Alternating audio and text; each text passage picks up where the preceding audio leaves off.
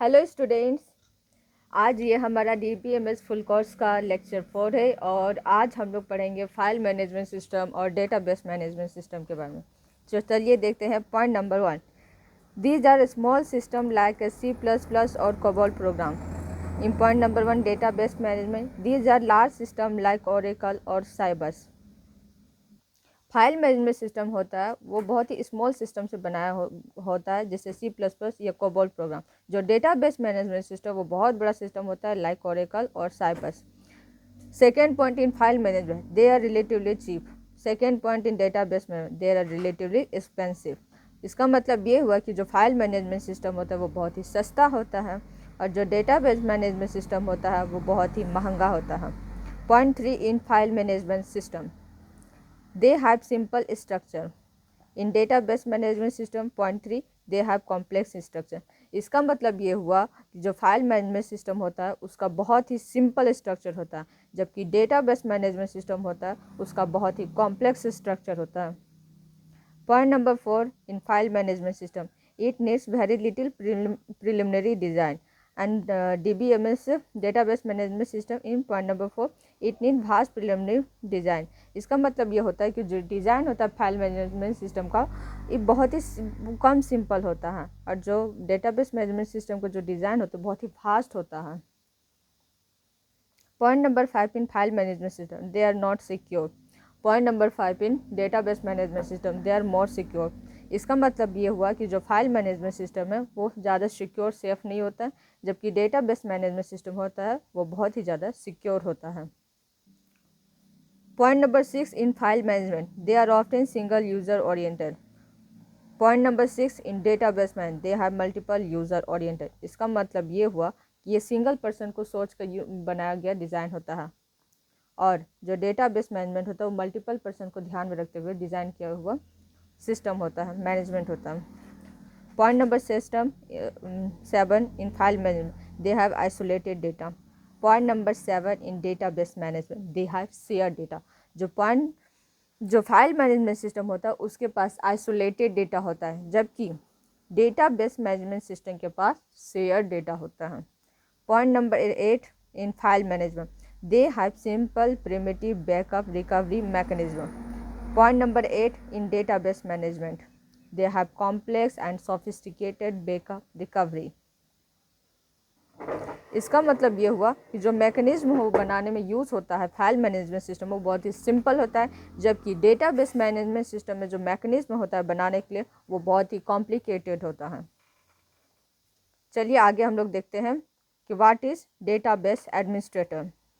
A DBA is an individual person or a group of persons with an overview of one or more databases so that he or she can control the design and use of the database.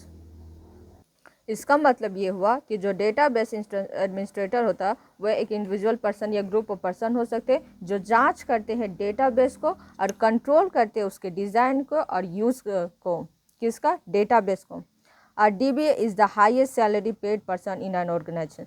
किसी भी organisation sector के अंदर जो DBA का post होता है वह बहुत ही हाईएस्ट सैलरी वाला होता है। Next point, the DBA is the central controller of the database system who manage all resources like database, DBMS and related software.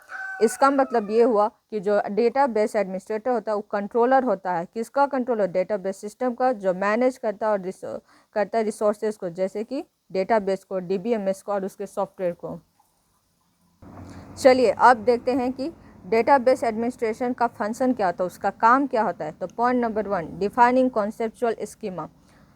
A DBA creates the conceptual schema and corresponding to the abstract level database design made by data administrator.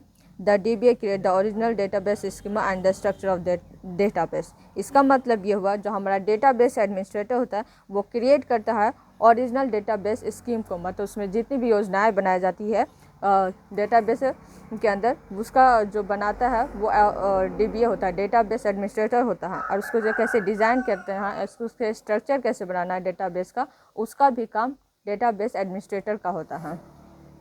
Point number 2, physical database design. A DBA decide how the data is to be represented in the stored database. This process is called as a physical database design.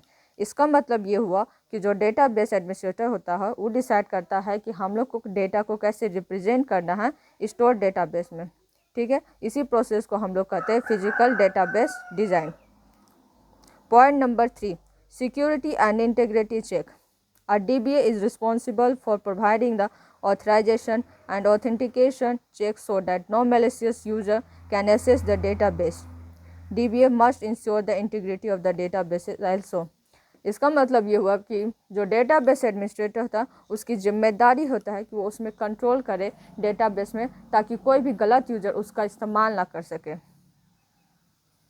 Point number 4, give backup and recovery strategy. A DBA must define and implement an appropriate periodic recovery strategy to recover the database from all types of failures.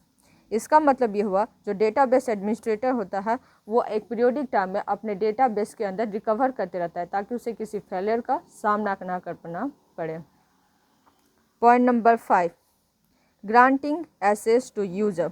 A DBA regulates the usage of a specific part of the database by various users. A DBA grant access to use the database to its users. इसका मतलब ये हुआ कि जो database administrator होता है वो control करता है कि उसके यूज़र्स को उसके specific part of the database के बारे में जानकारी मिले, और वो डेटाबेस एडमिनिस्ट्रेटर का ही काम होता है कि वो अपनी सेवाएं हर एक यूज़र्स के अपने यूज़र्स के पास पहुंचाएं। आपको हमारा वीडियो कैसा लगा और इसमें जो भी प्रॉब्लम होगा समझने के लिए आप हमें कमेंट कीजिएगा, ठीक है। हम आपके प्रॉब्लम्स को सॉल्व करेंगे। आपका दिन मंगलमय हो। धन्यवाद।